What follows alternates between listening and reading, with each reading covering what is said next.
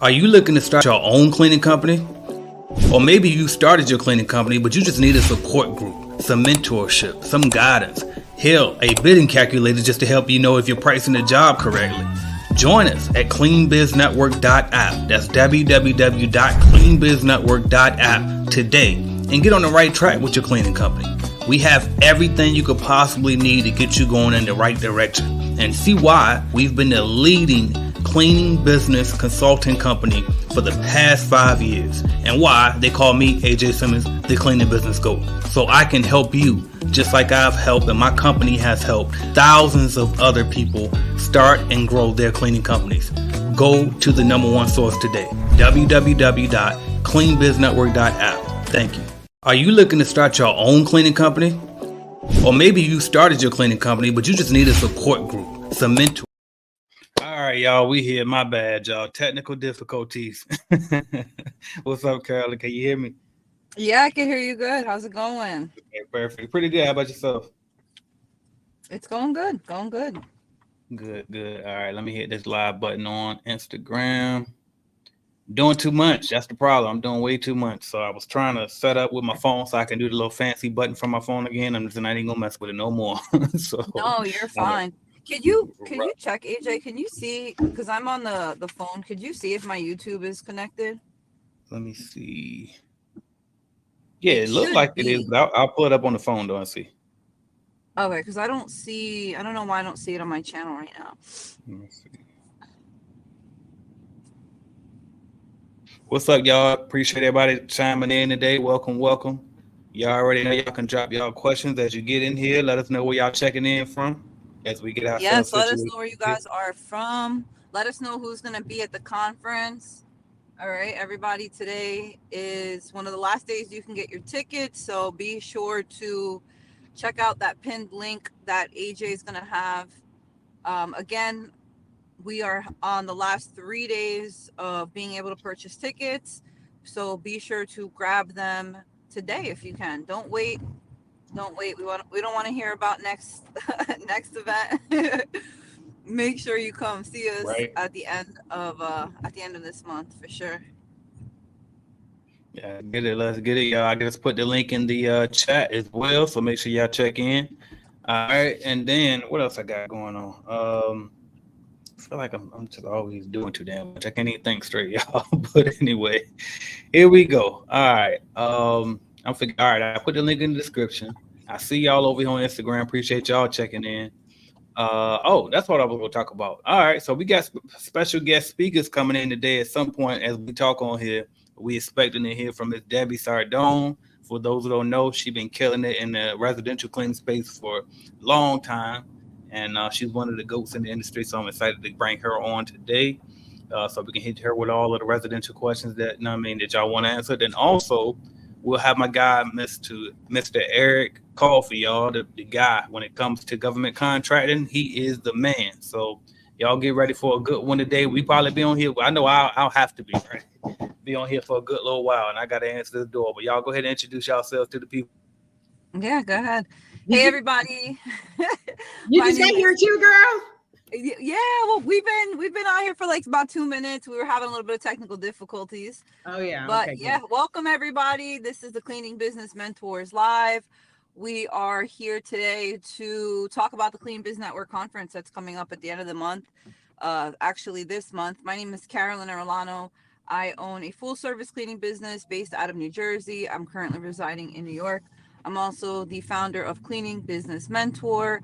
And yeah, I'm excited to meet you guys in person at the Clean Biz Network Conference. Yep. Sorry for the. Yeah, I had to unmic. I hope y'all don't hear all this noise. No. Okay, because we got the vacuum going. I hear the garage going. But what's up, everybody? I'm Mila Arzu, Mila the housekeeper on the internet. If you don't know me already, I have a cleaning business. We clean Airbnbs in Texas, and we're trying to take over the whole world at some point. You know how it goes. But for now, step by step, making my way through my little dream. So we're here to answer your questions. As some of you know, we started this on Clubhouse, where we just did basically consultations on Fridays, and now we brought it to YouTube. So if you have any questions, don't be shy. Put it in the chat, and yeah, all All good. right. And I am AJ Simmons, the Cleaning Business GOAT, founder of the Clean Biz Network. And I'm happy to be here again with y'all today on this beautiful Friday. I know at least it's beautiful here in Florida. I don't know where y'all at in the world, but appreciate y'all for coming in, man. We here to help y'all answer any questions that y'all have about the cleaning industry or just about entrepreneurship in general. You know what I mean? Any way we can help, we here to help y'all and give our 2 cents about whatever you got to ask. So definitely appreciate y'all for checking in. And most importantly, make sure you check into this. Let me put it up there for you. That CBN conference right there. Make sure you go to www.cbnconference.com and get your tickets for the Clean Biz Network Conference 2024. Y'all is going to be in Las Vegas, Nevada. All of us are going to be there right on the stage, along with a lot of other great speakers, y'all. You do not want to miss it. And not only will it be full of great information, it'll also be such a celebration as well of our industry and of entrepreneurship in general, y'all. So come out there, learn with us, build with us, turn up with us. Let's get it, y'all. So I see some people in the comments, and I see who we got checking in today. We got Miss Tika Hunter. I believe that's her because I see the T in front of the Hunter. Says hello, joining from South Florida. New cleaning businesses in the making. Promise Made Cleaning Service LLC in the preliminary stages. Here I go. One of them days for me. We'll be joining the CBN soon. I appreciate you checking in. All right, shout out to Enoch. He said yes, we here. All right, who else we got? MXO Man says from South African. Appreciate you checking in from South Africa. Appreciate that. Clean-tastic checking in from Mississippi. We got Bettina Bennett Walker. All right, I gotta slow down. Bettina Bennett Walker says we will be there. Truly excited to come and learn from you all. Checking in from Columbia, South Carolina. Shout out to them. I got family down there. Angie Space says hello everyone. Best made plans from Baltimore, Maryland. Shout out to y'all and the CBN fam. Appreciate you checking in again. I guess I can show y'all on the screen as I'm going through it, Kenneth. Who else we got? Enoch again checking in from Sacramento, California. Sacramento had one of the best teams back in the day when Chris Webber was there. Killer Green checking in from Kansas. Who else we got going on? Cassandra Wright checking in from Big Memphis, Tennessee, y'all. Exquisite luxury residential cleaning. Who else we got? Tranquility Hub says Big Rome checking in from Los Angeles. Much respect to these hardworking people that make it happen. Shout out to you. All right, what else we got? All right, okay. We're gonna keep them coming in. I see more coming in. A Short Comfort Cleaning says checking in from Florence, Alabama. Can't wait to meet you all in Vegas. We got Brittany Clark checking in from Nebraska. Wow, I don't know if I've seen Nebraska come across my screen too often. So shout out to you. And then we got Jeremy Craddock, new CBN member from Dallas, Texas, headed to a walkthrough right now. Wish him luck, yo. So good luck to you. Good luck. Get out there and close that deal, bro. Yeah, Yep. for sure. All right, y'all. So y'all already know what we here for. We here to answer y'all questions, man. So jot y'all questions. And if not, I'm just going to say go to www.cbnconference.com 1,000 times until you do it and go buy your ticket. All right. So, and if you buy your ticket while we're on the live stream, I'm definitely going to shout you out and ring my little horn over here at some point. So let's go ahead and make that happen. I see we got one. Is that a question? Nope. That's people still checking in. Sharon says, hey, Leon Luxury Cleaning Services from Virginia Beach. Can't wait to meet you. Shout out to 757. Y'all know I'm from that area. Shout out to you checking in from Virginia Beach. Steve Jones from Blessings from Jonico System, Janitorial, Indianapolis. I definitely seen that name before. Shout out Steve Jones. Who else we got? Clean Task again. So he said good luck to my guy doing the walkthrough up there. And then Keep Punky, long time Clean Biz Network members, YouTube subscriber. God, shout out to you. You've been around for a long time, killing it. All right, y'all. What we gonna talk about, man? I don't know. I know we got Debbie coming on. Y'all know she do the residential. We got Eric Coffie coming on at 4. So Debbie should be on like any minute, and then Eric gonna come on around about 4-ish. So we supposed to have a double today, so we're gonna see y'all. But y'all gotta ask us some questions so we can hold it down for y'all. But until then, let's do it like we used to do in Clubhouse, y'all. How has business been going for y'all this week? Sure, I'll go first. So it has been a crazy week, super busy but productive. So it's been a good week actually. Really excited getting ready actually for the event. I started getting myself together, just getting my outfits ready and and trying to plan, my time around the conference. But yeah, I've had a really good week, no complaints. Everything's been going great. How about you guys? Yeah, we've been going pretty good. I'm really focused on self development this whole month. So yesterday, I don't know, all of y'all know Tony Robbins. He's got this 3 day time to rise thing. I was on there yesterday. It's like 3 hours every day, and just learning, and just that's how I grow my business. Right now, where he was talking even yesterday, but it's the same thing all across the board. Right now we are literally in winter, and in winter it's kind of like hibernating season, time to create space, time for things to end and things like that. So what I'm doing is just trying to prepare myself for the spring, for when things are going to be flourishing and moving. So that's what I'm doing right now, just trying to prepare myself first.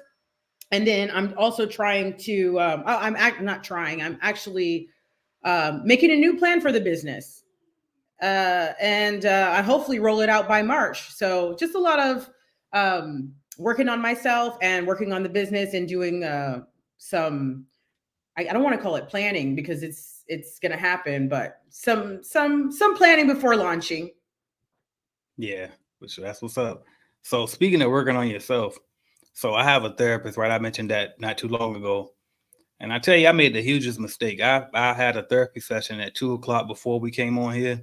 Horrible idea. So I ain't gonna lie. If I seem a little discombobulated, it's because of that. I ain't gonna lie. He had me talking about stuff that ain't got nothing to do with today. So it's like I shouldn't have done that shit at all. So I'm trying to regather myself. But anyway, so besides that though, nothing but CBN conference for me. I mean, I've been locked in trying to hammer things and get things squared away on that end. Promoting. Finishing up my book. I had a meeting with them today. They're like this, pretty much wrapping that up so it can be ready by the time the conference come.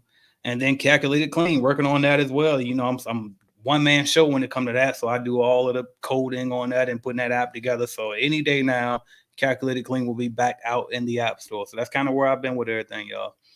I did see people on IG were commenting the whole time while I'm like ask some questions, and they were over there getting it. YouTube was a little bit late, y'all. So I'm gonna start with IG today with a few questions just to get it started, and then we can keep it rolling.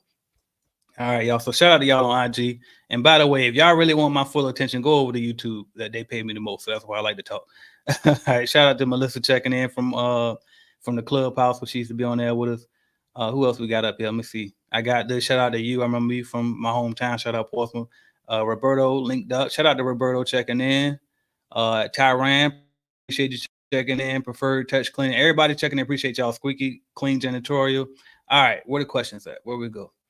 What is the startup cost? Startup cost depends on how you decide to start up. So if you decide to go through Clean Biz Network, it's $2,000 for the big starter kit, and it's $1,299 for the smaller starter kit with no leads.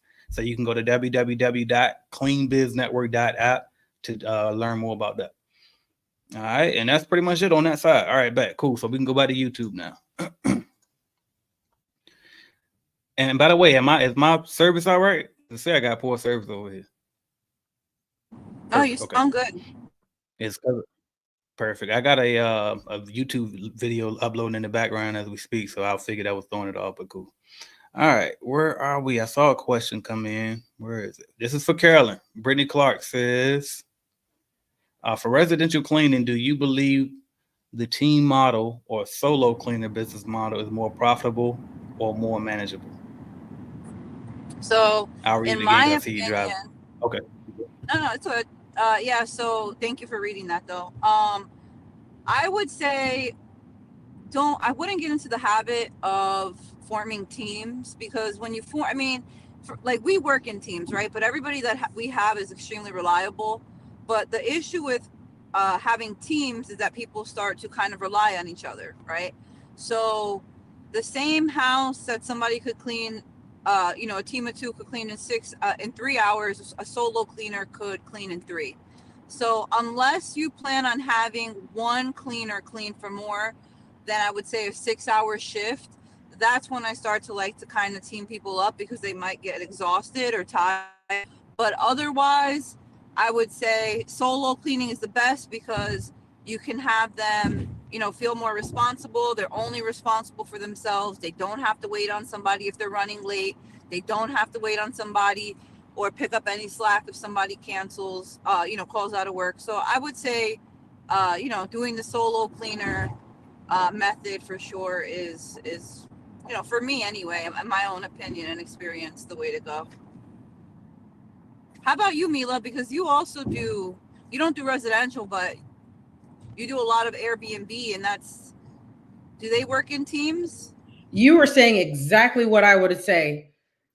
For one, most of the time when I'm dealing with people, they don't like to work with other people. That's number one. Because when I used to put two people together, whether they knew each other or they could be sisters, what happens is sometimes, let's say the refrigerator wasn't cleaned out, and then they want to blame each other. Like, oh yeah, well, that one's supposed to do it. No, that one's supposed to do it. And I'm like, we're here to work. I don't want to hear y'all, blaming each other. So that's number one. So I don't like to deal with that. So I don't like to put people together unless they work very closely together already. Sometimes I get, two sisters, that do get along, or, a mom and a daughter, or a husband and a wife, or whatever the case may be. And if they get along very well and they can work together and they do very well, usually you can tell by the first clean. But when you get bigger houses that we have to do, like, it's going to take more time. Most definitely put two people. Also, money's a big deal. A lot of times people don't want to split their money, so you got to make sure that they're making what they want to make that week. So that's a big deal. A lot of people don't like to band together because they're like, well, they're creeping into my money. So it's the same. Yeah, just my little 2 cents on. I know she ain't asked me, but that last part you just said is why I used to go to solo cleaner part 2. I will put one person and stuff, and it's kind of risky because if they call out, you probably gonna have to fill in, and while you still small, but at least that person can get more money. And that's why I used to always let people do it by themselves because they wanted that whole check instead of having to split it. So I'm with y'all on that. All right. And as you grow, maybe that things will change. Cassandra Wright says, good luck. Glad to be here. Thanks for y'all sharing, support, and knowledge. Glad I caught this today. Just finished a meeting with an HOA for a gated $1 million neighborhood. Shout out to you. Congrats on that. If I had my gadgets with me, I would have rung a horn or something for you, but congrats on that. All right. What else we got going on? Darrell Moore says, hey, y'all, I've been working through a pinch. My previous onboarding and CPA person passed. Damn. I found that we onboarded about 10 employees without getting their social. They got everything else.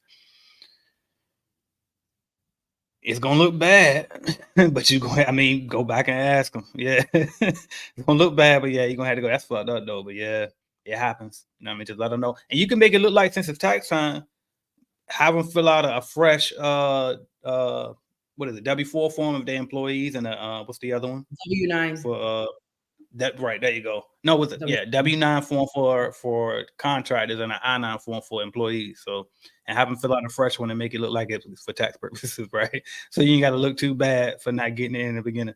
But yeah, that's tough right there. I see Brandon, you about ready? I'm gonna bring you up as soon as you turn your camera on. Speaking of, let's slow down a bit. Did we even introduce who the hell we was? We just started talking. No, we did. Did we know who we? Yeah, we did. Okay. Okay, good. I know we said damn you right. I'm tripping. I told y'all this ain't my day. I'm still on. Yeah. All right. Good. I want to make sure. All right. Good. Gene says, "Thank you all because of y'all. I can call myself an entrepreneur." Okay, perfect. It's a rough day. All right. Angie Space says, "What is your closeout process when you end a commercial contract? What are some things that you keep in mind when ending it?" That's a great question. I guess I got to start it since I'm the commercial guy on here right now. So, number one, plan the process. Make sure you know the exact last day of when y'all gonna clean. Make sure y'all understand, all right, who we turning in the keys to, when you gonna turn, when you can meet up with them. Make sure that anything that was theirs, that they get it back, whether it's like keys to dispensers, like tissue dispensers, soap dispensers, that type of stuff. What else? Get all your stuff out of there, right? Because sometimes your stuff will get stuck in there. Now you trying to fight with the new company. They've already moved in there and they trying to say what's theirs and what ain't theirs and all of that.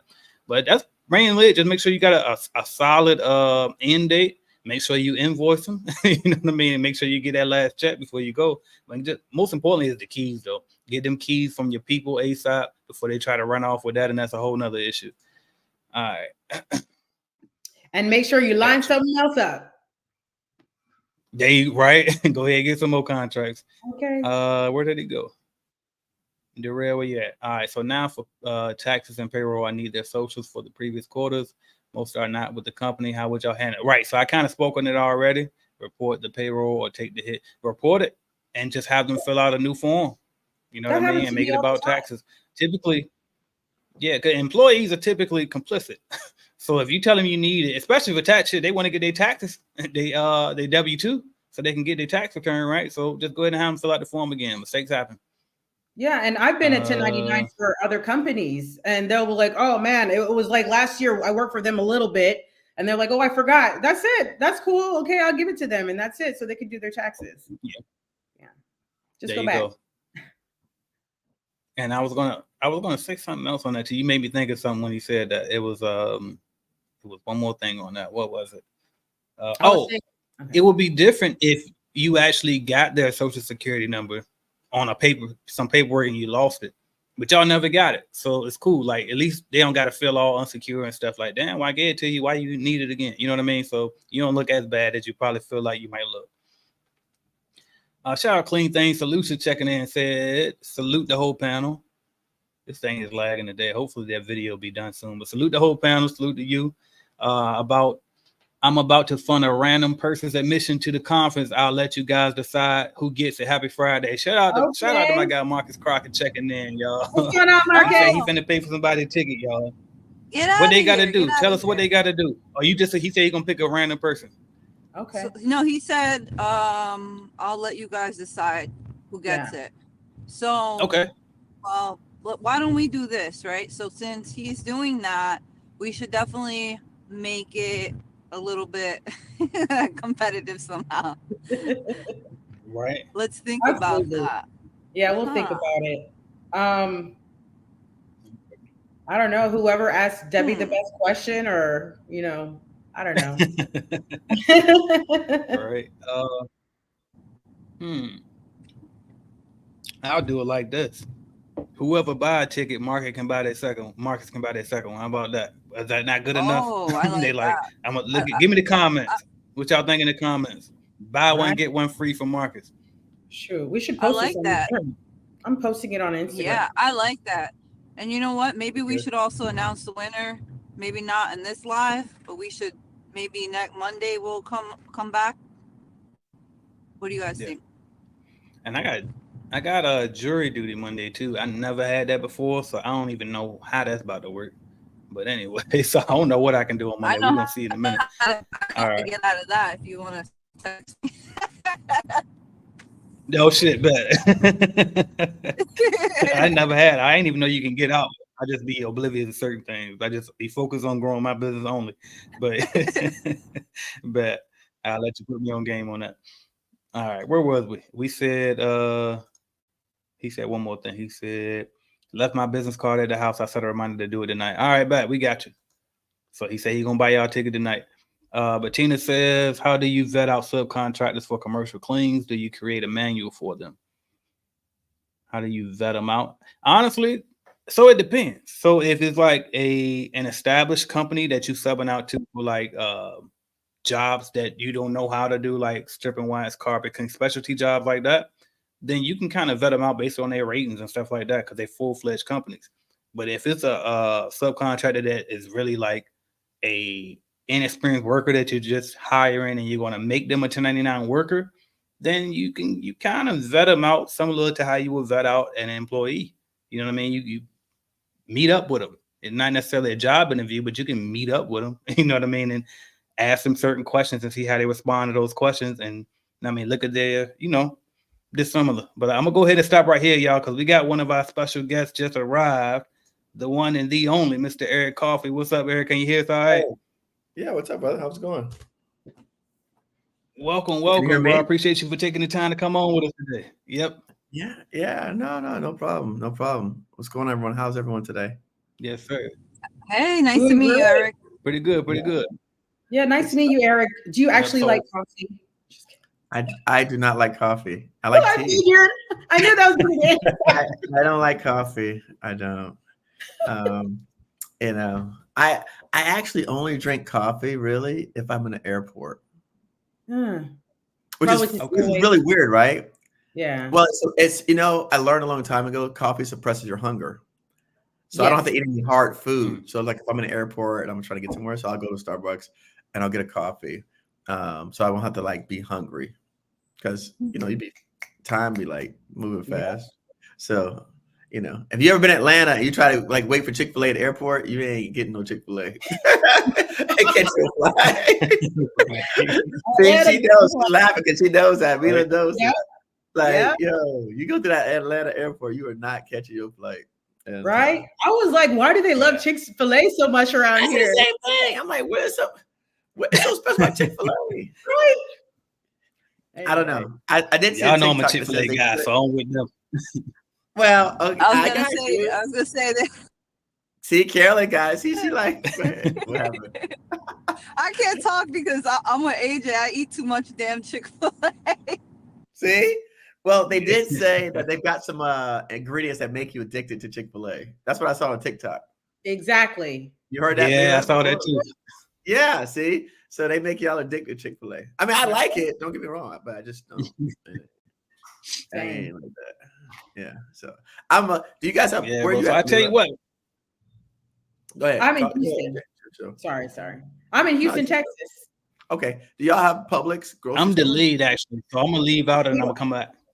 Okay. You guys have Publix? No? No, we don't got Publix. I've seen a Publix, but we don't have Publix. So Publix grocery stores is what we have here in Florida. And they have the best like fried chicken, chicken tenders. Like everyone goes there for like chicken. Like it's like No way. Yeah. So I mean, so much so, like I'm in Palm Beach. Like every time we go out on a boat, they'd be like, "Yo, bring Publix chicken." Like, and we'd be on like a like I'm talking about yachts, not regular. But like, they're like, "Yo, make sure you bring that Publix chicken." Wow. And I need an invitation. I've been looking for a yacht for a while. Oh yeah. Well, we go out all the time. That's awesome. Well, and I've never. Hey, but you don't come without that Publix chicken. We're not getting without that Publix chicken. I was like, Eric, I got some Publix chicken. Let me Oh, on. Mila. If I tell her, I said, look, my girl Mila coming, she got Publix chicken. They be like, oh yeah, she welcome. What kind of liquor do y'all like? Don't worry about no liquor. We don't care about the liquor. They got plenty of liquor. Publix chicken. You know, Just be at the dock with a bag. be at the right. Yeah, that's your entrance. That's how you get We'll in. just That's wait at the dock. We got the chicken. They be like, who boat is she on? She coming on our boat. You'll be fighting over you. Good trick. See, I'm people be good. thinking they got come in bikinis and bathing suits. Get that Chicken. Publix chicken. You Publix you chicken. get no Publix chicken. That's Don't right. come with no Popeyes, churches, none of that kind of No. Publix chicken. There we go. So tell us about yourself, Eric. Who are you? Where are you from? Like, I'm just a guy living in Palm Beach. I'm from Miami, and I've been around a little bit. I don't know what this is about, so I'm just here. Seeing with AJ. Well, he didn't give me no rundown while we're here, so I mean, I don't know who's who. Yeah. I don't know nothing.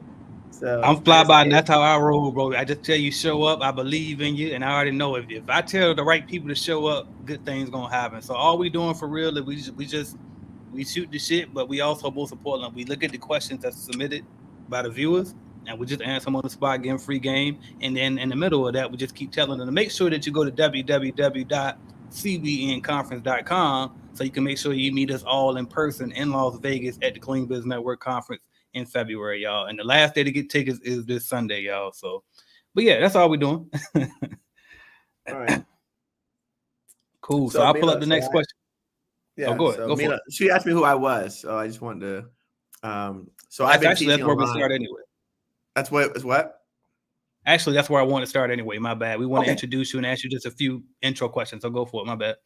Yeah. So I've been online now 6 years. started a YouTube channel. I talk about government contracting. So that's my lane.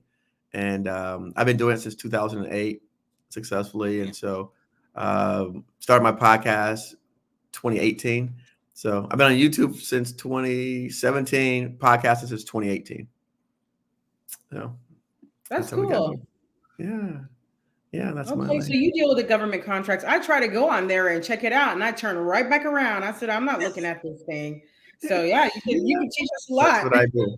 Yeah, that's what. Yeah, I love the government contracts, and I actually like that. So people like you, I like better because you had that experience. So you're not so cocky, right? You're like, you know what? Let me talk to Eric because he know. Like I knew it wasn't that easy. I tried it. See, other people are more cocky, like, oh, I can figure this out. I'm like, okay, well, I don't care. I mean, I support whoever, but so we've been. I mean, look, I always say if you can read and write, you can do government contracts. Fortunately, a lot of people don't like to read because it is a lot of paperwork. But I mean, it's really just reading through it, and we help you analyze it, go through it, and be able to shorten the time frame. It's like anything else, right? Mentorship, apprenticeship, so that you can basically cut your time frame in half or even 67% of what it would be. Because we say things like, for example, if you put on an RFP, if you just basically search through a PDF and look for shells and musts, that will give you the list of things that you got to submit. So stuff like that, you get a 500 page and you're like, oh, I got to read all this stuff. Real, if you just search through and pull through all the things that proceed with the word shall or must, then you know exactly what you have to submit. And so you won't make a mistake and waste a whole bunch of time. And so things like that, we help people go through because we on my podcast, I interview government officials, contracting officers, and they tell us the stuff that they're looking for and the common mistakes that small businesses make. And so we kind of take that information and help disseminate it out to our audience and say, okay, right, be aware of these. These are some of the roadblocks that the people that came before you failed at and made. And so if you can avoid those, that'll help you expedite the process. So. Nice. Do you help people get a government contract or just read the contract? No, we teach government contracting. That was just one example I gave you. Okay. Because if we win contracts all the time. I mean, we've probably done, I don't know, probably 200, 300 million in contracts. Nice. Between students that start off, bartenders, barbacks, people, industry folks that came over, and I'm telling you, it's not hard. I'll be honest with you, it's not that hard. How would the process go? Would I go on Houston? I mean, whatever is it SBA? I can't remember what website you go on to get federal. Yeah, so I specifically work with federal contracting, not state or local. Okay. But I could talk to you about the process with state or local. I discourage any minority people from going that route until you are pretty big, until you're a big organization, until you're like a large business. Then I would encourage. I'm sorry. What do you call big? Money? So for when as it pertains to the government world, depending upon your classification, your big is based on revenues or your big based on employee count. So I'd have to look up what your big is for your industry because we're not all the same. So for example, in construction, which is my swim lane, big is 49.5 million, but it's got to be a 3-year average. So that means even if you did 100 million, but you did 0 the year before, you're still small, right? So it's 49. So you basically have to do over 150 million in 3 years to be considered big in construction. I don't know what it is for janitorial because that's not my lane, but I can pull it up and tell you. Yours might be 30 million a year. Damn. Will be big. Let's get there, y'all. 30 million. Yeah, So we, like I said, I also hosted my first conference last year, so we did that. So I'll be hosting another conference as well this year in November down in Miami. Okay. And are you gonna have the yacht? Because I'll be there. That's for sure. Oh yeah, we had a yacht. We had a yacht party, of course. Right. That was the most wanted thing. Was who's going on the yacht? And it's all my friends like that. There's only 5 black yacht owners in Miami on the marina, and I know them all. And so at the VIP, they're like, who's going on? They're like, Eric, do you want to take out another yacht? I'm like, I'm not paying for 2 yachts. If y'all want to take out another yacht, that's fine. I'm not putting a bill for 2 yachts. Hey, look. Yeah. So hold up. I got a special announcement. Shout out to Marcus Crockett. It's that time. Somebody just got a ticket. Shout out to Lerone Brownlee, y'all. Shout out to Lerone Brownlee. Just got his ticket. Yeah. Okay. I was just gonna say we got somebody in the comments. Is that Tranquility? Yeah, Tranquility Hub. That might be you. Is that you? They say how I get my ticket. They got it. And it was Okay. also a good time to stop as well, because let's go ahead and sound that horn again. We got Miss Debbie Sardone on here as well. So welcome, welcome. Hello, Can you hear us all right? everybody. I'm How are finally you? here. All right. Right. We appreciate you joining. So I'll just kind of introduce everybody again. So I'm on here. Y'all know who I am, right? I'm the one who called y'all here all on organized and got it together. And then I'll let Mila and Carolyn and Eric and Debbie, you all can kind of reintroduce yourselves to each other, I guess. All right, y'all. Reintroduce myself. I'm Mila, the housekeeper. I clean Airbnbs in Texas, growing. So please stay tuned because hopefully I'll be in your city. And yeah, that's what I do. I've been in the business for 7 years. It's a great business. It's lucrative. It's a lot of work. If you have any questions on Airbnb, let me know. I'm on Instagram, LinkedIn, and YouTube with my own channel, Mila, the housekeeper. And hey, everybody, I'm Carolyn Arellano. I own a full service cleaning business based out of New Jersey. I am also a YouTuber, so be sure to check me out at Carolyn Arellano on YouTube. I'm Eric Coffie, host of Con Giants podcast, and we've been teaching online for since 2017. I probably have over 1,000 videos now online. We've got our own podcast that I launched 5 years ago. We've done over 200 episodes of the top small businesses. And so now we have our own conference and summit in November. But yeah, Eric Coffie and the GovCon Giants podcast, you can just Google me and you'll find us where all your listening is. Well, I'm Debbie Sardone, and I have the #1 residential cleaning business owners academy in the world. We have our largest conference coming up April 4th, 5th, and 6th in Texas. So howdy, neighbor, Milo. All are welcome, especially if you own a residential cleaning business. And it's an honor to be here. Love seeing AJ and friends once again. All right. Thank y'all so much for being here. So where were we, y'all? We getting questions from the group. We just chatting it up, y'all, because I know, Mila, you were pretty much you were getting into it with Eric. You want to keep it going with the government contracts real quick? Or you got some more questions for him? No, I just, I always have questions for everybody, and so don't let me take over. Yeah, I will let you. I don't, I get tired of talking anyway.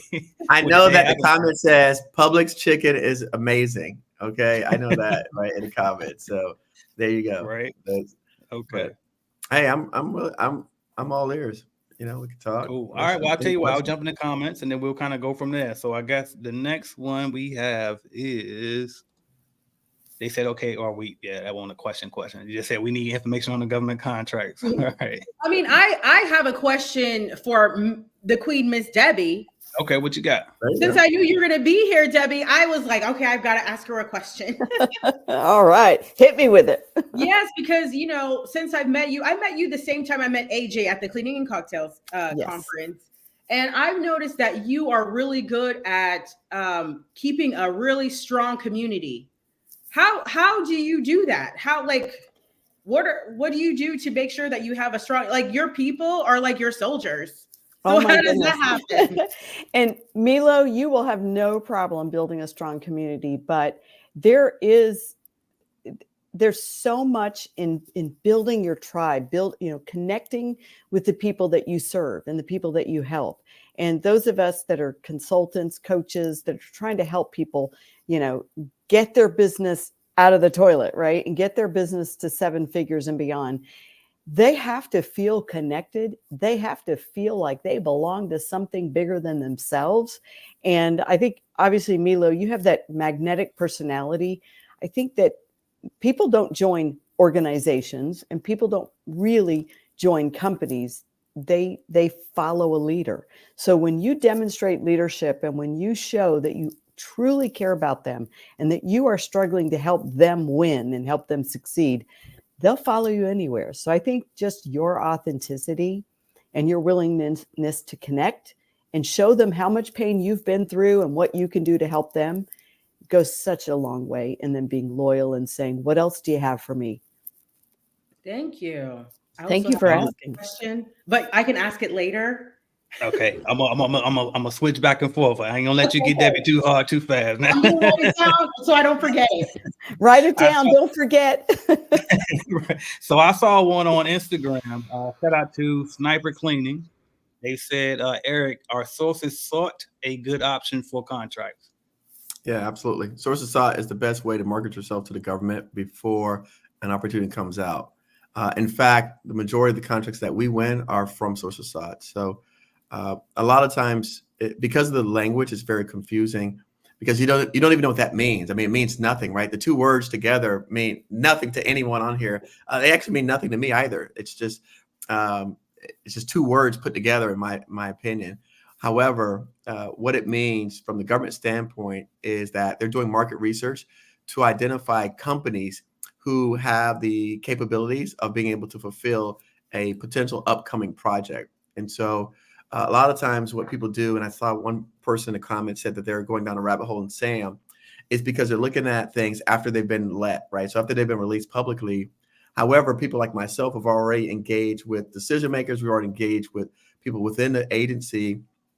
And so they know us, they're aware of our company. And so we help shape the requirements in source of thoughts. So that's definitely one of the strategies that the advanced and larger companies use over the small businesses. In fact, that's a huge complaint that a lot of government agencies have when they're trying to identify small businesses, is that we are not answering the market research questions. All right. And I would have put that one on the screen too, but that was from Instagram. This one is from Steve Jones. Actually, I don't even think this is a question. It says, Debbie, you are a true legend in the cleaning industry and have helped so many in their journey. Blessings to you from John and Cole Systems Janitorial. Shout out to Steve. Appreciate that. Wow. Thank you, Steve. Super kind with your remarks. Absolutely. All right. I see one for me. What you got for me? Hey, AJ, what's up? I've been watching you for a while. Just started a cleaning business in the Fargo area. I would like to pick your brain if you don't mind. I know time is money in this game. I'm here. Put your questions here. I'm here. Been here almost every day, like building up to this conference. Type it on in there. I mean, if it's something private and you really just got to do one-on-one, you think you do, you probably don't. But feel free. It's aj@cleanbiznetwork.com. I get to you as soon as I can. Or you can, email me and I'll just send you the link to schedule a free information call with me. All right. What else? But definitely use this time, y'all. Y'all got us. Y'all got all type of good, great people on here right now. Take the time to go ahead and put your questions in the chat, y'all. We here. All right, let me move that off. What else we got down here?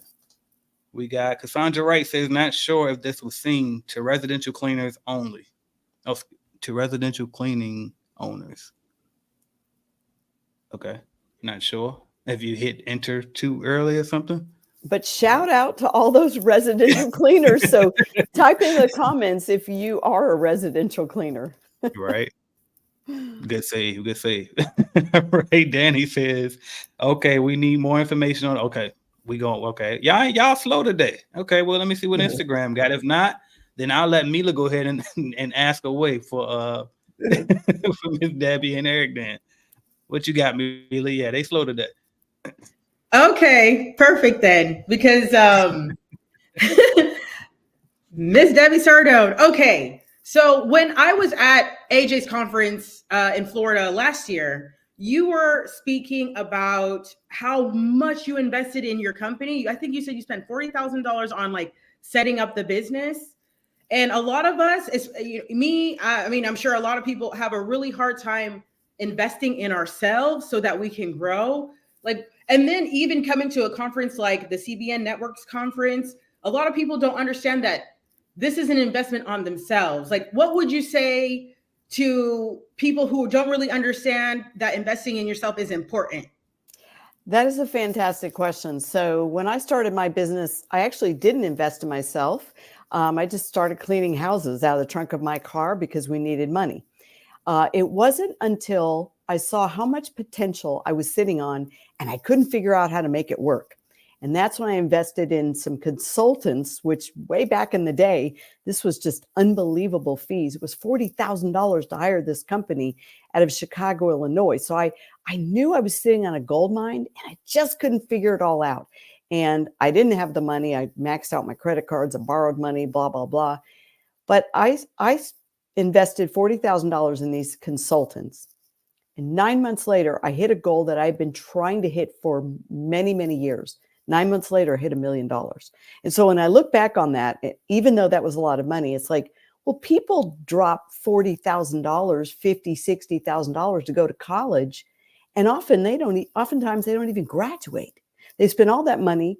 They don't graduate. They drop out their junior year. They lack of funds, or they spend all that money on a college degree and they don't use it. So like many people own cleaning businesses, that's not what they went to college for. So you have to think about when you invest in your training and you invest in your mind, when you show up and you buy the plane ticket and get the hotel and you show up at AJ's event, what have you really done? For a few hundred to maybe a few thousand, and probably not even, you're going to come away with maybe $10,000, $100,000 worth of ideas. So that's how I measure investing in myself. If I drop $1,000 on a training course or $5,000 or $10,000 on a program, will I 10x my investment? And I know without a doubt, the experts in this room, if you just take away one or two things they teach you at the conference, you will come back with something you can turn into $10,000 or $100,000. That's what happened to me. Every time I invest in my training, I go back and turn it into thousands of dollars worth of value. So we need to be careful that we don't look at the cost of the event. Look at the cost to you if you don't invest. Okay, well, you may go another year not creating a six-figure income for yourself. You may go 5 more years never hitting the $1 million, $2 million, $5 million mark. That's the cost to you if you don't invest. I'm a firm believer in investing in your brain because you're worth it. You're worth it. Facts. I love it, Ms. Debbie. I appreciate that. And speaking of everybody in that room, guess what? Everybody on this stage right now will be in that room, y'all. So make sure y'all go to www.cbnconference.com right now and get y'all tickets, y'all. Time is running out to get your tickets, so make sure you go there ASAP, all right? Now, by the way, and for my people here on the panel, we all business owners. We all been doing this for a long time. So feel free, even if a question wasn't directly for you, feel free to add your feedback on any of these questions, by the way. All right. Cassandra Wright says, I would like to know you all's thoughts and experience on operating a remote residential cleaning company with subcontractors model, pros and cons. I'll let my residential people talk first. I'll be happy to jump in on that one. The federal regulations are getting stricter and stricter. It was always hard to comply with all 21 points to legitimately classify someone as a 1099 contractor, but they just made it harder. So double check, just Google the regulations around a legitimate 1099 workers and make sure you're compliant, because you can be compliant, but you need to be intentional. You can't wing it. You cannot provide the training, and there's all kinds of things you can't do. And if you're very intentional, you can legally have 1099 subcontractors, but just they're cracking down on all of this. So they've made it a little bit harder recently. So make sure you're not careless with that law.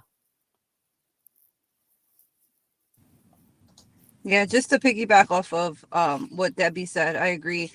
You can absolutely do it. Just make sure that you're doing it correctly, because I've heard a lot of horror stories of cleaning business owners that have owed a lot of money because of misclassification, workman's compensation. So it definitely, you have to be sure of what you're doing 100%. And then also I would say some of the pros would be clearly not having to train your own people, possibly not having as much overhead. And then some of the cons I would say would be just giving up a little bit of the control, right? Not being able to train people, not being able to have people in your own uniform. So I would say, making a pros and cons list for your own business is going to be important for sure. Let me add something else to that. When you hire independent contractors to work for you, and if you are compliant with the now 21 plus federal rules to classify them correctly as a 1099 worker, oftentimes what you experience as the owner of the business is you train your new competitor. Because one of the ways to comply with that law is they have to be able to moonlight or clean on the side. They have to already have their own EIN right? Your employer's identification number. They need to already have their own cleaning business. So like they need to have a name for their company and an EIN. So what usually happens is over time, they just start picking up their own side gigs. You trained them, they got really good for a year or more. And then they're like, yeah, I'm full now. I'm going to go ahead and quit. So it's really hard to build a company of loyal long-term employees if they're all independent contractors, but it's not impossible. And I have seen people do it successfully. Fair enough. Y'all appreciate that feedback there. I got another one from Cassandra. She says, what are some great tips on marketing a residential cleaning company that has worked for you all in terms of scaling the business? I'm thinking of doing Google Ads or Google LSA. Well, I could start by saying, I don't know. I like organic first, especially if you're just starting out. I like organic traffic because, especially a lot of times when people are paying for ads, they don't really know how to build an ad. They don't really know how to write the ad to attract the right people. They don't know how to target the right people. So a lot of people just spend a lot of money and they say, oh, the ads are not working. So if you're going to use ads, I would recommend you learn how to make ads. You have to learn how to do it first. Just like I use the website as an example. People say, should I build a website? Well, you can build a website and you can put it up, but are you going to be on page 25? You want to be on page number 1. So are you going to figure out how to get to page number 1 if you're going to build a website? So I would leave it at that.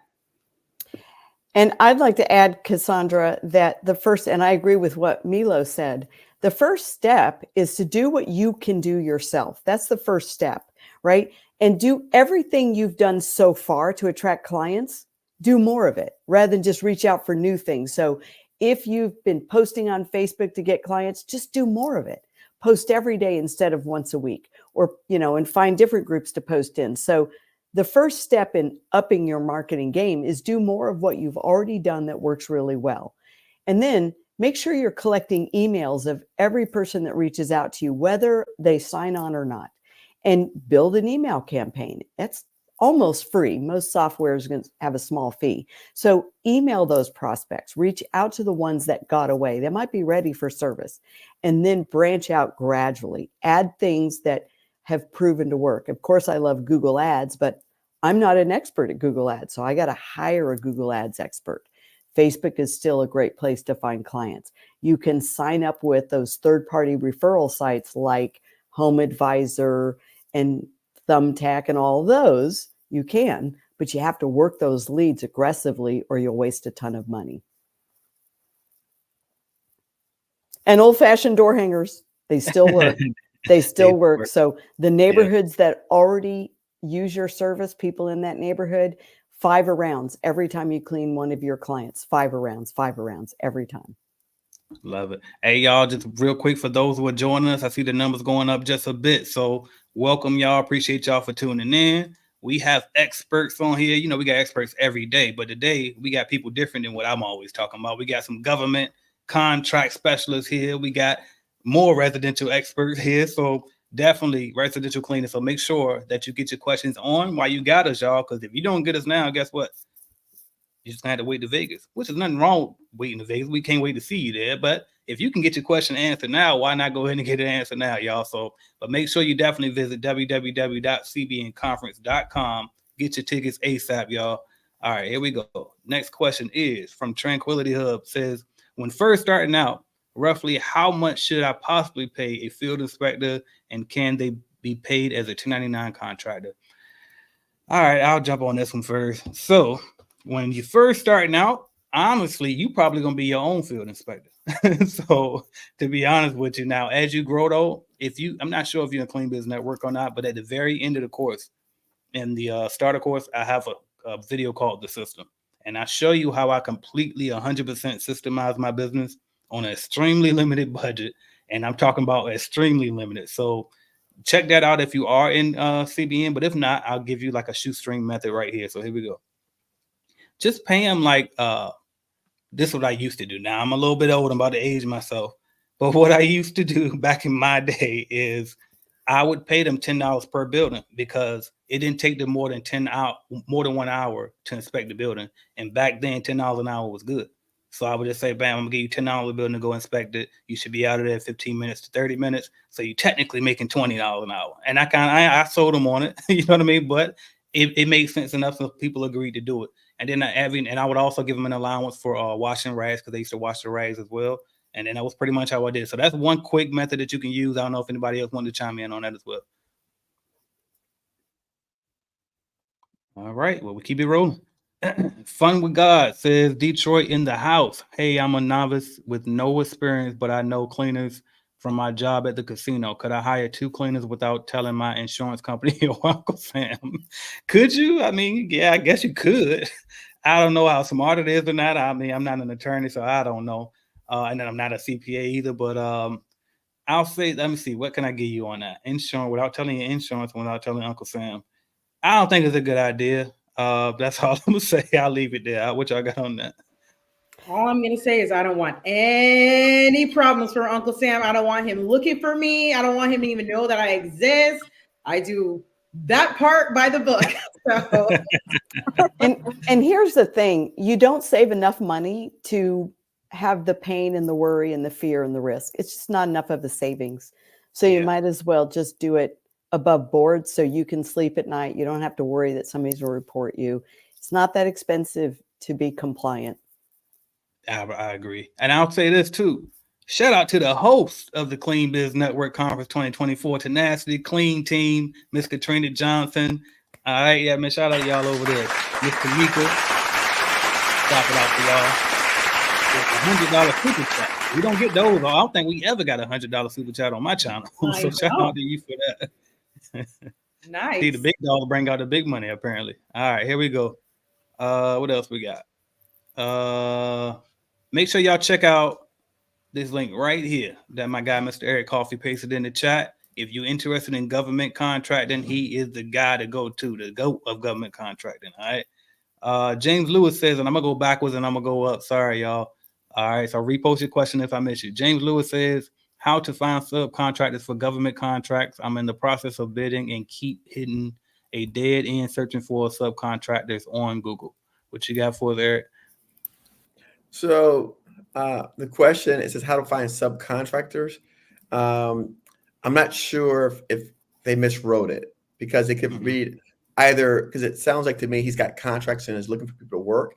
But a common question people ask me is how do they find subcontractors to work on? So I'm not sure of the question. Right? They're two different things, right? One is if you have a contract and you're looking to hire people. The other is if you're looking to be on a contract with someone else. So I guess we could. I'm not sure the question. What do you suggest? How you want to handle it, James? You want to just restate the question, please? Yeah, that's what I was going to say. Just add a little more context on that question if you could for us. We appreciate that, James. That way we can give you the answer. Exactly.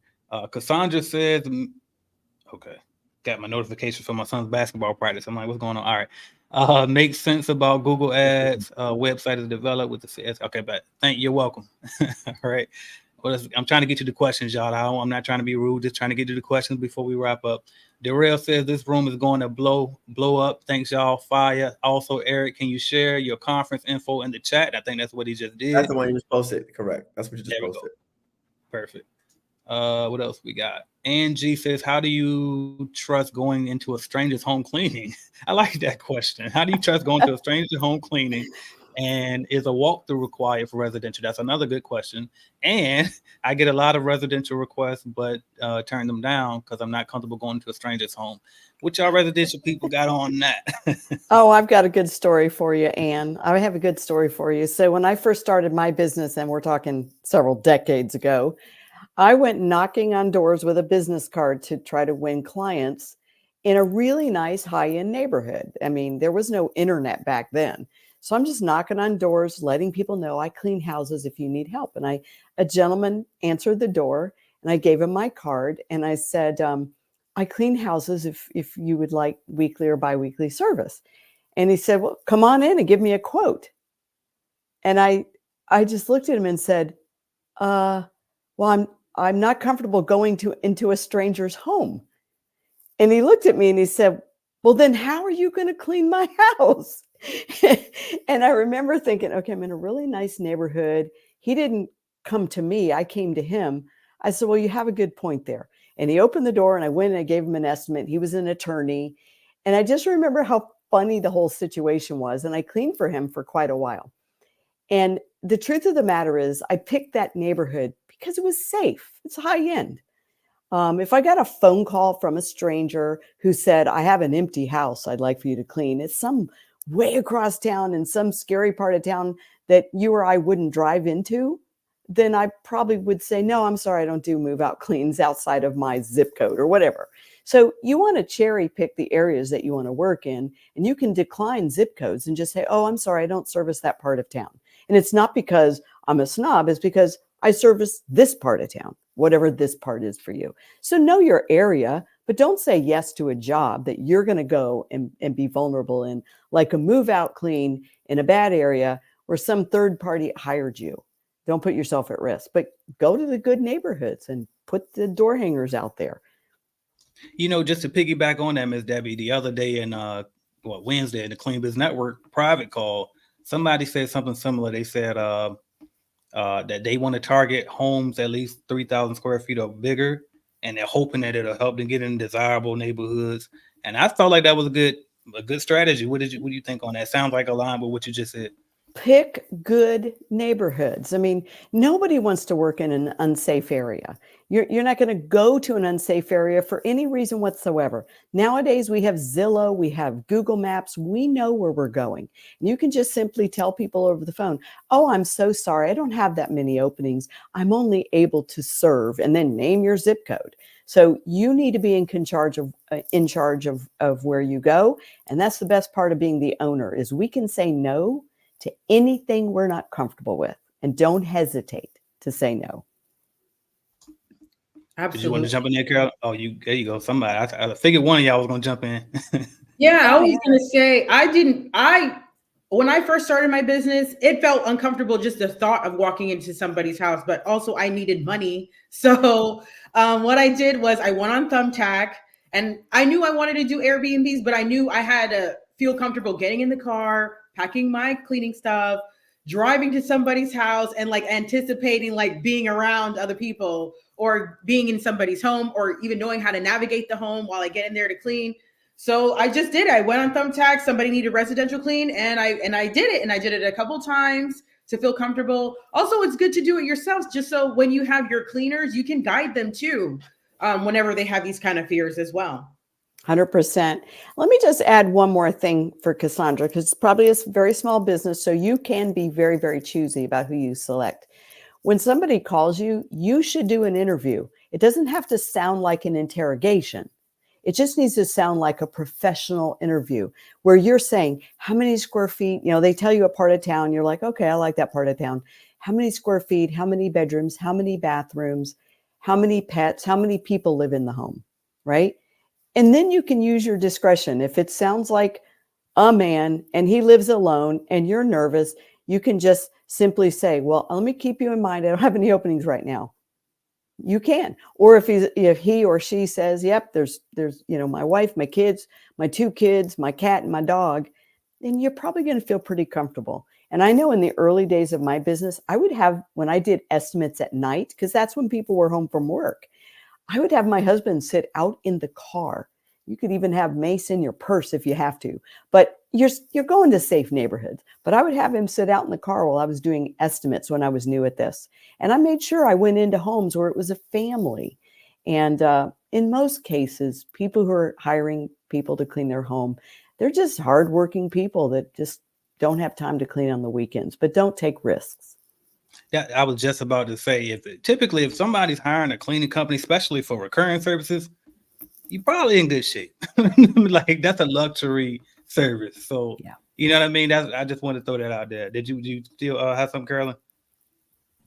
No, same thing. Like Debbie was saying, you can service the areas that you want. If it is an area that you want to service, like Debbie said, go through all the questions to help you gather about how long you think it's going to take. And if for some reason you really do want to see the home, you can always set up like a Google Meet call or of some sort. Excellent advice. Get them on Google Meets, get them on FaceTime. Yep. For sure. And I got to shout out my guy Eric checking in again with us live. Says good afternoon. First off, with the $20 super chat. Shout out to you. You get to skip the line. So good afternoon. Do you have any advice for market? Actually, I forgot to. There you go. Shout out to you for that. There we go. Now, do you have any advice for marketing to getting cleaning contracts for private/public schools and higher education? Do you have any advice for marketing to get them? I mean, you can. So you can tell your website to say that you specifically clean. And be clear. Let me say that better. You can create a funnel. So if I'm not mistaken, you are in Clean Biz Network. In Clean Biz Network, you get our CRM software. In that CRM software, you can build your own website and funnels. So you can have your main website that lists all your services and all of that, but create a separate funnel. And actually, I forget. I'm like, I just talked about this, but that was automation people. I didn't tell this to the regular CBM members, but create a funnel and make it specifically for this particular niche that you're trying to target. So that's one way to do it. Create flyers that specifically point out that you clean private and public schools, right? And get out there, go door to door. This is for private though. For public, you probably just gonna have to go through the through your city or county, and it's probably like a school system that you gotta. It's like a government contract, pretty much. So, but for private, just target them. Whether it be flyers and you make a flyer specific for that, whether it be your website making a funnel specifically for that. Run ads directly to these types of companies, but get out there and go door to door. It works. You know what I mean? Cold call, make a list, go on Google, make a list of these type of businesses, pick up the phone and ask, hey, is Eric with CBN Cleaning? Do you know who's usually in charge of hiring a cleaning company for you guys? It's Marion Accounting. Or it's, no, we're fine. We got a cleaning company. Oh, that's fine. Okay, well, is it possible if you could just tell me who's usually in charge? Like, try to push to figure you at least get a name, so that way the next time you call back, you can ask for that person directly, skip the gatekeeper, set a walkthrough up, close the deal. That's for private. For public, just go to your school district's website, see if you can find the word procurement up there and get on that list and try to apply for that contract. That's my advice on it. Anybody else can chime in if you want to hop on. Yeah, it's a good question because I had a friend, she does bubble shows for children, like all beautiful bubble shows. And she wrote this long email and she asked, she's from Russia, so she doesn't speak very good English. She's like, Mila, can you read this? And she's like, I want to send it to public schools. And I'm like, well, first of all, you're not going to get public schools, but public schools are not going to hire you because you would have, they don't hire, public schools don't hire like private people to do these kind of shows. So just like you said, the public schools, it is like a government contract to work for them. So you can't just market to them. So understand who you're marketing to and how you're supposed to be able to get to them, because you can send emails to public schools all day long. They're never going to answer you because they don't. But private schools, it would be a different thing. And I would think it would work just like commercial. Couldn't you just roll up or cold call or, No, literally. So because this is commercial, so anything commercial, it's pretty much all the same. Figure out who's in charge of hiring the company, build a relationship with them, and try to close that deal. That's it for any type of contract there is. So it's a little bit complicated, a bigger contract, but that is it. All right. Cassandra Wright says, I'm limiting myself by only wanting to market and / attract to high-end neighborhoods. From my experience, these clients want recurring cleanings. That's what you want them to want. That's better than one time, right? So I don't know. Maybe we got a misunderstanding on that one.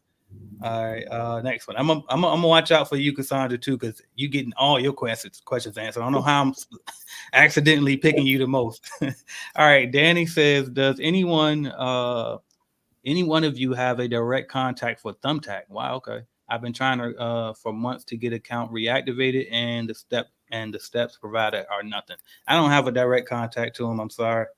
Yeah.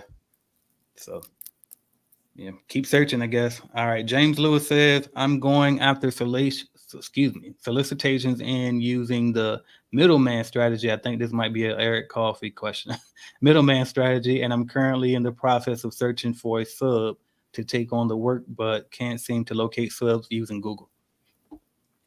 Yeah, so I understand now better the question, what he's asking for. Basically, what he's saying by that is that he wants to get the contract and hire somebody else to do all the work. Is essentially what they call middleman strategy.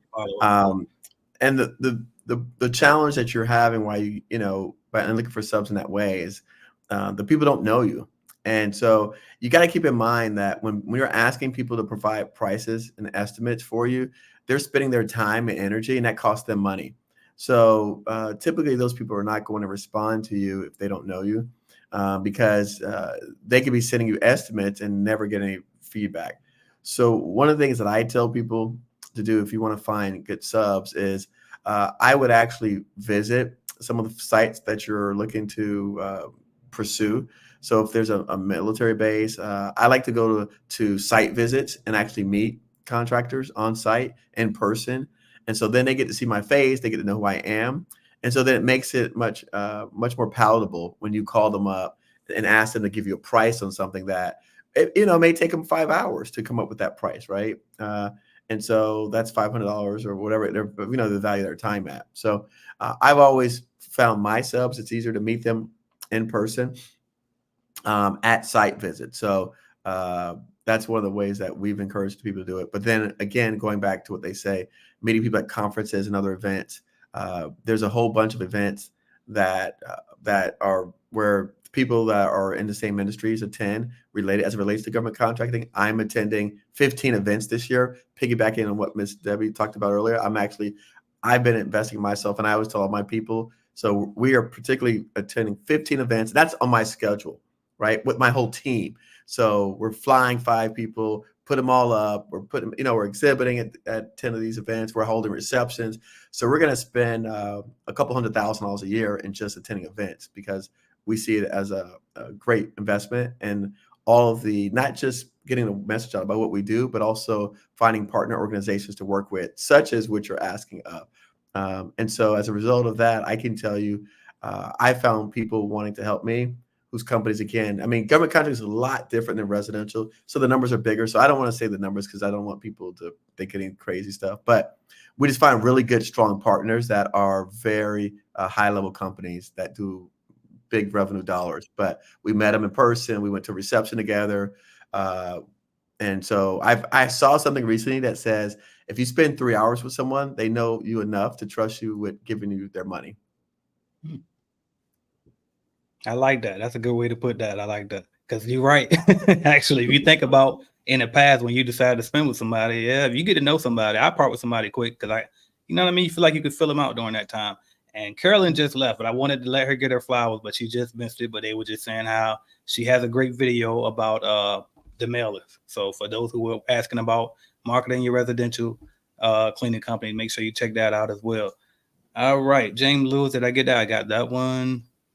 While you look for another one, AJ, I wanted to go off what Eric was saying, that he has like 15 events coming up. I went to one conference last year, and the thing about going to conferences is it kind of gives you like gifts later. That's what I like to say. Like there's you meet people, and then sometime later you kind of like you plant that seed, just meeting people, and then later it turns into some beautiful flower. Like last year I met this guy. He has an entrepreneur network in Paris.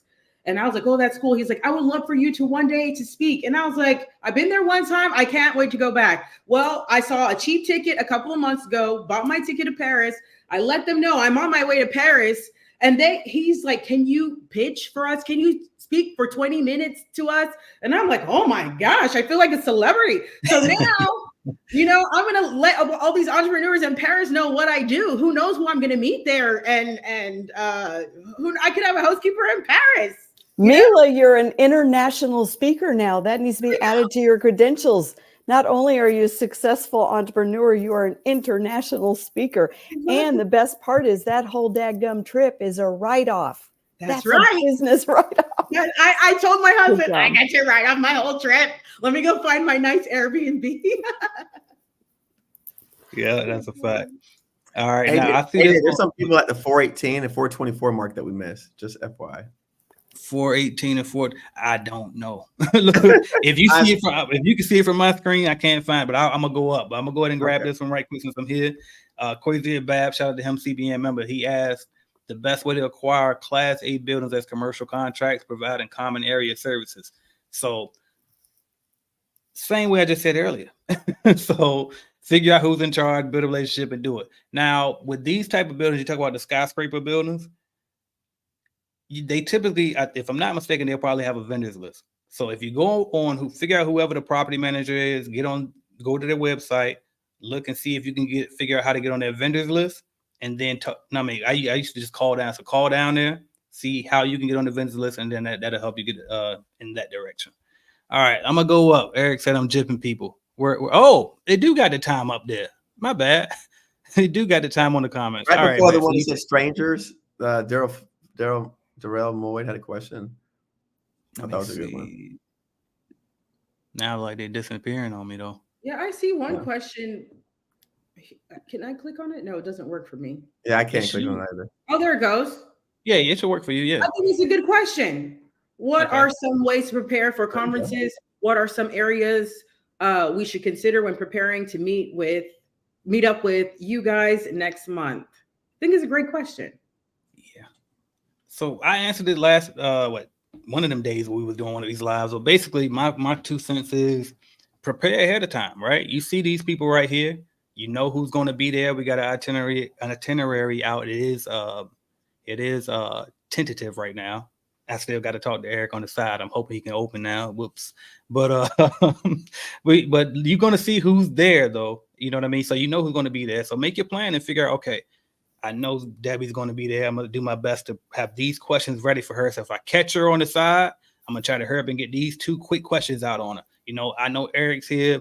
I want to do this. I want government contracts. Try to have your questions ready ahead of time. That would be my first thing. And then also pay attention to, even in addition to the speakers, see because if y'all are on my channel, you typically probably, we know we got a community going, right? So y'all, it might be some people that's not speaking, like Miss Karen Denton, for instance. Y'all probably know who she is. You might say, well, these are my questions for Karen. Let me make sure I catch Karen in the crowd when I see her there. So try to figure out who's going there ahead of time, make your plan and figure out how you can, just make sure you get those questions answered ASAP. And then also, if you can even try to get on somebody's schedule, we got the itinerary, like I said, so we got breaks during the program. So during those breaks, see if you can say, email AJ and say, hey, AJ, can you meet me at 12 o'clock during the break in the lobby? I just got, 5 quick questions for you or something like that. Now, I'll be honest, I probably won't be able to do it because I'm probably running around trying to make sure things are under control. But still, shoot your shot. You never know, because I'm going to be less on stage this year and really in the crowd mingling. So I might be able to do it. But that will be my advice. Y'all got some advice on that? I do. I think you need to pack your personality and your confidence with you, because I'll go to, like, when I went to the 10X Growth Conference, I'm like, there's going to be a lot of important people there. And I'm so nervous. And I would think about that. And I was like, you know what? I cannot focus on being nervous. I have to focus on wanting to talk to as many people as I can and approaching people, anybody, just talk to them. Hey, how you doing? Where you from? Start there. So just don't be afraid to talk to people and talk to yourself a little bit, bring your confidence in and your personality, and just be sure that you talk with everyone. And let me add something to that. Don't forget to print out extra business cards, because how many times do you forget to bring your business card to an event like this and you make a great connection with somebody that can help you in the future? So have business cards on hand to hand out. And then I recommend that you spend about 30 minutes of quiet time thinking about the biggest challenges you have in your business and make a list. What is it? Is it employee retention? Is it marketing? Is it the contracts? Whatever it is, make a list. And then while you're at the event, be very intentional. When you're talking to somebody, ask them, who's the best person in this room for me to talk to about? And then go to your list. And they will tell you, say, oh, yeah, you need to talk to Eric. He's the best. Or Milo, she's the best in that area. So ask, who's the best person for me to talk to about this situation? They love to help. Everybody wants to help you. So don't be afraid to ask. That was great.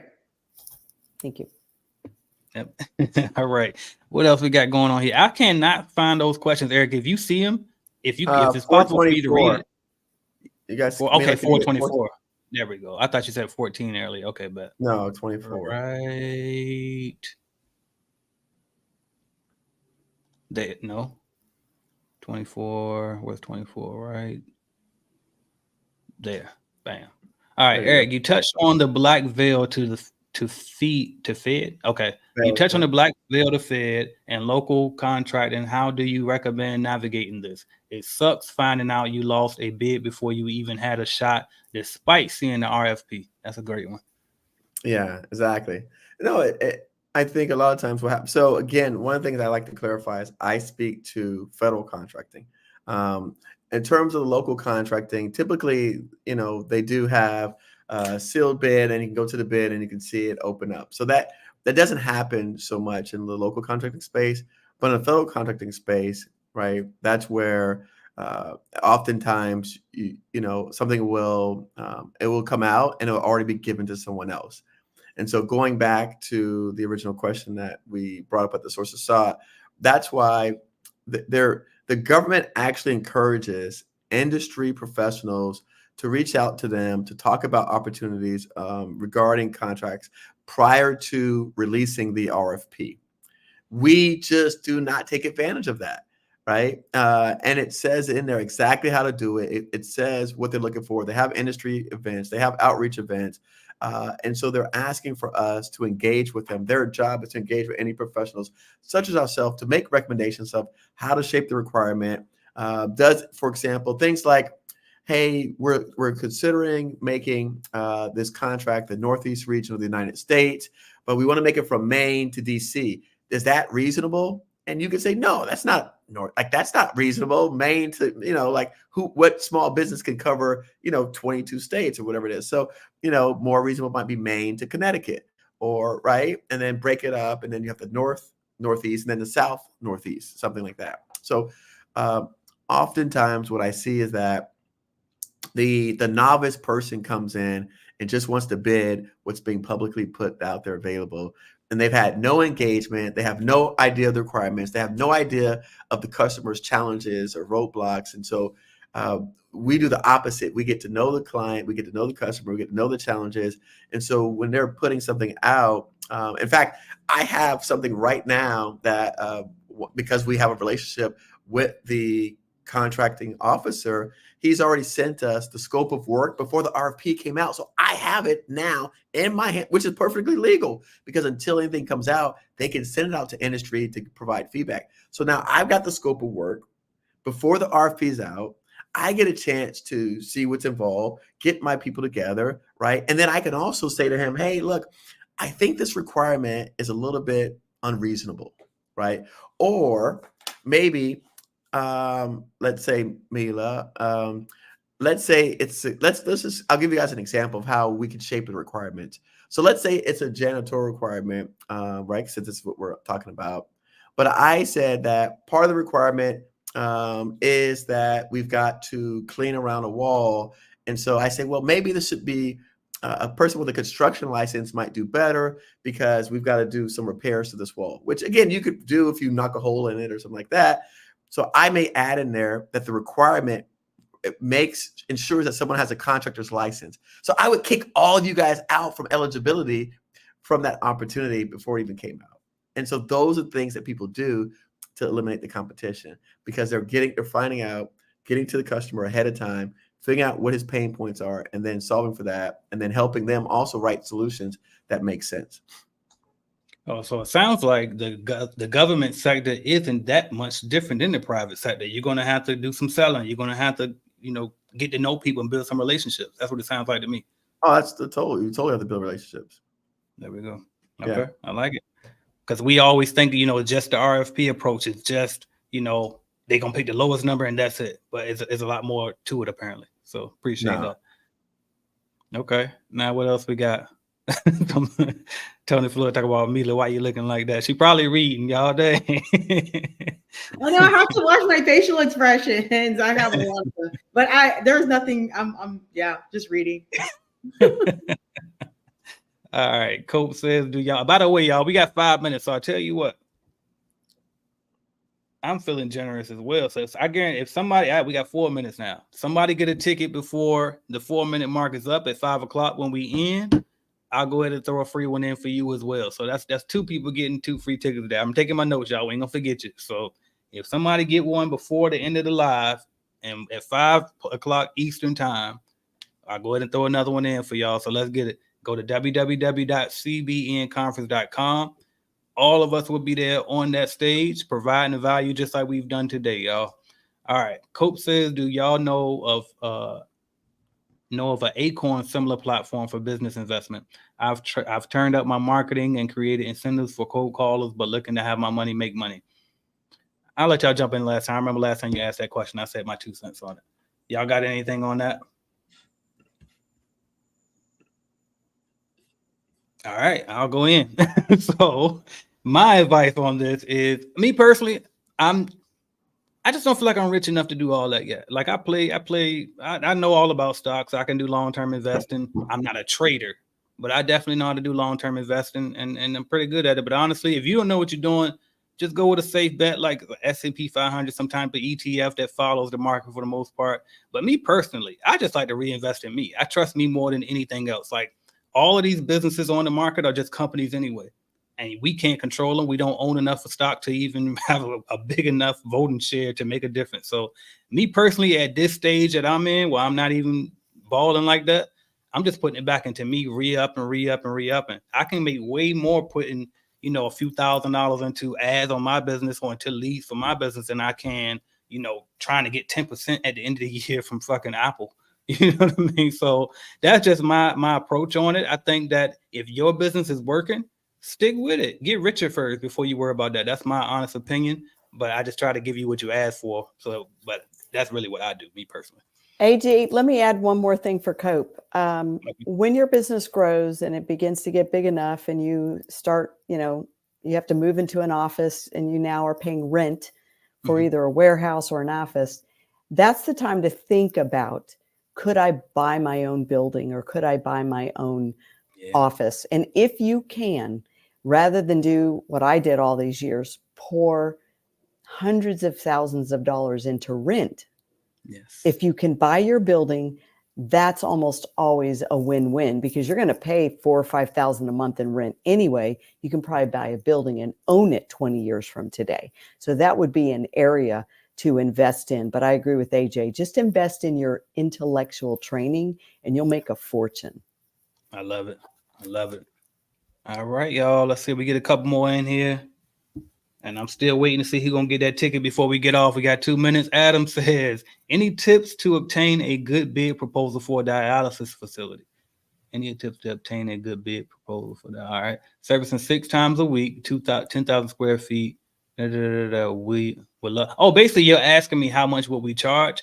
I don't feel like doing it right now, but if you go to just download my bidding app right now, it is accidentally free right now. So just go to the app store, download Clean Biz Network. Just look up Clean Biz Network, download that app, put these numbers in that bidding calculator. It's a tutorial video that'll be on that same page. If you click on the commercial calculator, put it in there, and that's going to tell you what I would have told you. All right. Next one.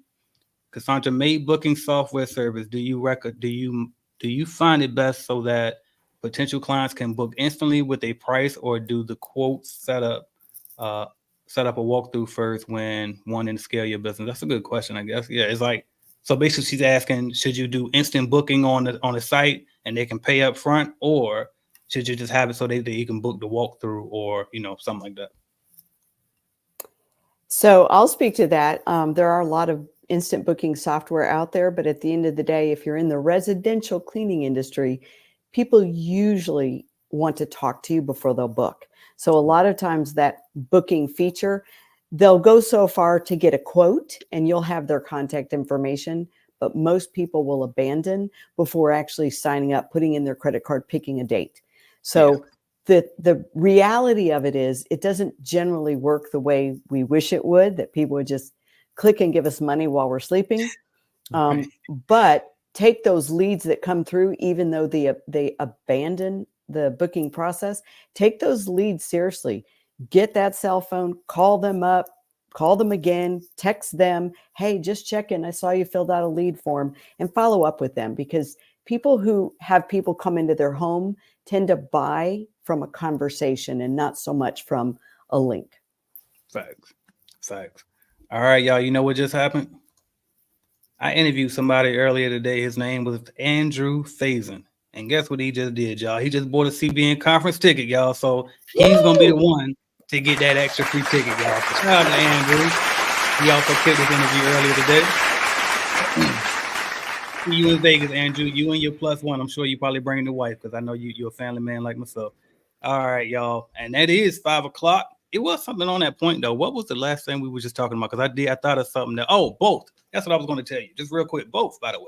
If you can put both type of booking forms, as I was thinking about it, because I'm one of those rare people, and I don't want to talk to nobody. I'm an introvert, and if I can click it and buy it and go, I will. As long as you got enough good reviews, you know what I mean. So if you can put both on there, try to put both up there. That way you get, like Debbie was talking about, and then you get those rare ones like me that'll give you the money and don't want to talk to you. So, but that's all we got, y'all. Thank y'all so much for all of us hosts on here. Thank y'all so much for joining. Appreciate y'all. And just before we go, let's just share with everybody who we are, not where we're from, but who we are and how they can follow us going forward. Whoever want to start. I'll go first. I'm Mila, the host keeper. You can follow me on my YouTube. Don't forget to subscribe to my YouTube. I did see some questions about, do I do one-on-ones and consulting? I do. Please email me at milahthehostkeeper@gmail.com, or if you're on Instagram, it's in the link in my bio. I still need to put it somewhere on the internet, like on my website, but I'm light years behind. But I'm Mila, the host keeper. Everything Airbnb, hit me up. I'll help you. All right. Awesome. Thank you, Mila. I'm Debbie Sardone, and I have the #1 residential cleaning business owners academy in the world. And after you get back from CBN, you're going to be so fired up. You're going to want to come to the largest residential specific conference in the world. There'll be over 500 people there. So please come, invite other residential cleaning business owners. It is April 4, 5, and 6 in Dallas, Texas. And you can find us at cbflive.com. All right. Thank you so much, Debbie. What we got, Eric? Eric Coffie, host of GovCon Giants podcast. You can Google me. You'll find my YouTube channel. We've got over 1,000 videos online and our podcast. And if you're looking for a community, we built out a community below me at federalhelpcenter.com. It's free of charge. And there's a community of folks just like you getting started, learning about government contracts. We've got a couple thousand people in there right now. And we do live trainings probably about 4 or 5 times a week. So I've got a bunch of my coaches that are on there teaching people every day how to win contracts. And so we've been very successful at training over 7,000 people to date, and we're looking forward to training the next 7,000 people. But we've got a long way to go. So thank you for having me today. Thank you, Eric, for being here. And I'm AJ Simmons, founder of the Clean Biz Network. I look forward to seeing everybody that was here today in Las Vegas, February 28th through March the 1st. Make sure you get your tickets. Y'all visit www.cbnconference.com. And y'all know who I am. Y'all follow me already anyway. Y'all right here, right? So I ain't gonna say too more. I'm gonna drop this song and we out of here. Thank y'all. Headed to the top, there ain't none of y'all stopping me. Used to say I never get a ring, Charles Barkley. Now I got a wife, got kids on property. Bubble-eyed beans that look like that be watching me. Okay, I lied about the beans, but that was hard though. I'm still in that black act, but she starred though. Cause that's all it takes. Don't flash it for. I'm on my grind, not no more fashion show. Headed to the top, there ain't none of y'all stopping me. Used to say I never get a ring.